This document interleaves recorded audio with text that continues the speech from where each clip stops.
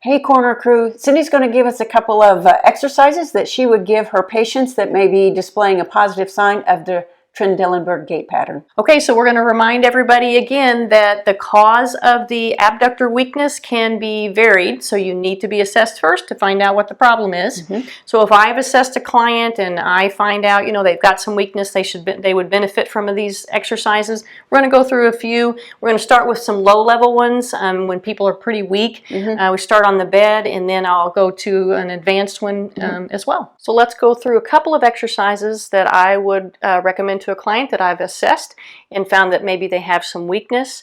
The first one I'm going to show you is called the clamshell. This is a pretty low level one. If there's a lot of strength missing there, they may need to start pretty low as far as their ability. So what I would have them do, so as you can see, this is my weak hip here.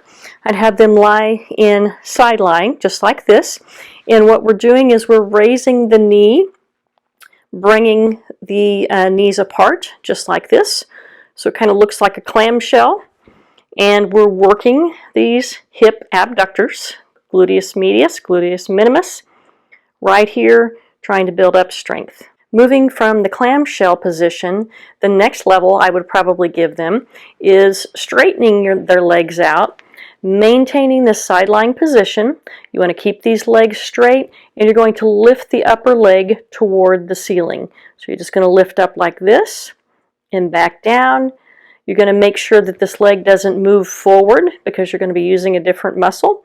If you need to, you can roll your toes out just a little bit, but you can feel working right here at the side of your hip. So this is a hip abduction exercise in standing. So I'm holding on to something stable. I'm going to take this leg where you can see I've got my gluteus medius marked out here. We're going to take this leg out to the side and back in.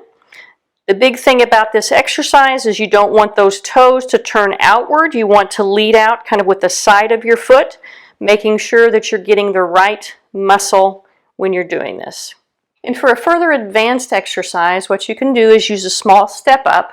You're going to put your involved leg on the step up, okay? So you're going to come up.